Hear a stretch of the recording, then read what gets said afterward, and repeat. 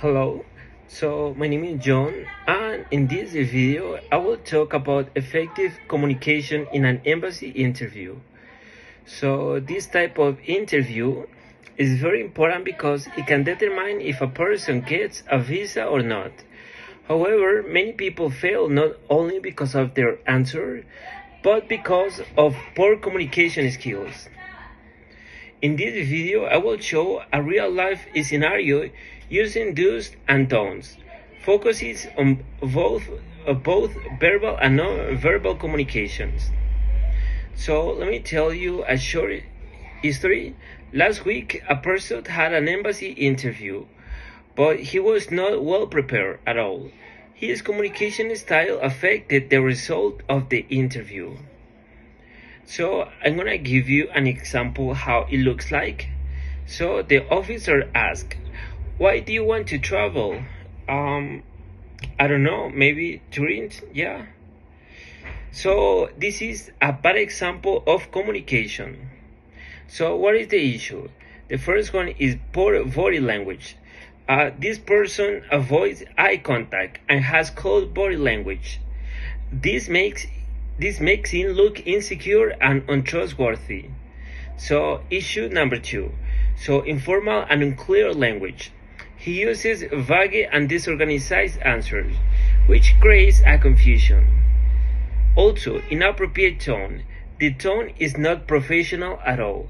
In a formal context like this, it's important to sound confident and respectful. So before continue, this person decides to ask an AI assistant for help.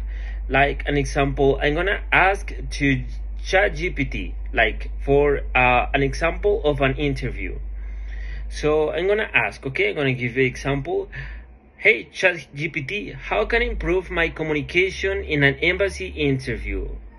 So ChatGPT or the AI answers, you should maintain eye contact, use formal language, and give clear answers.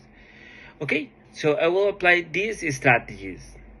So now I'm gonna give you the do's, the improved version. Okay, so the first one is, to have visual contact, to sound clear. So the officer is gonna ask, "Hey, why do you want to travel?" And you're going to answer, "Good morning, officer. I would like to travel for touring and visit some cultural places. I plan to stay for 2 weeks and then return to my country." You know the difference? So the first one is the confident body language. This person maintains eye contact and has open posture.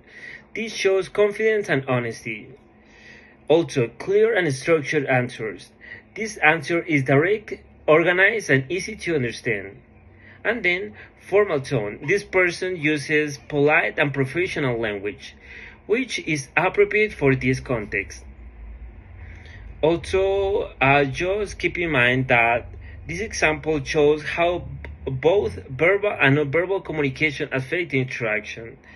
Because in real life situations, maybe you have the knowledge, maybe you have all the information that you need for that interview, but most of the time the interviewer or the person in charge is going to choose the person that shows confidence. There is a word that is fake it until you make it, which means that if you don't know, you need to fake it until you really understand what's going on. Well, really understand like your goal. So if your goal is to get that interview, to get the job, you need to fake it, and then you will make it. So in conclusion, effective communication is an embassy interview. Depends not only on what you say, but also on how you say it. Using appropriate body language, clear answers, and formal tone can significantly improve the interaction. So thank you for watching.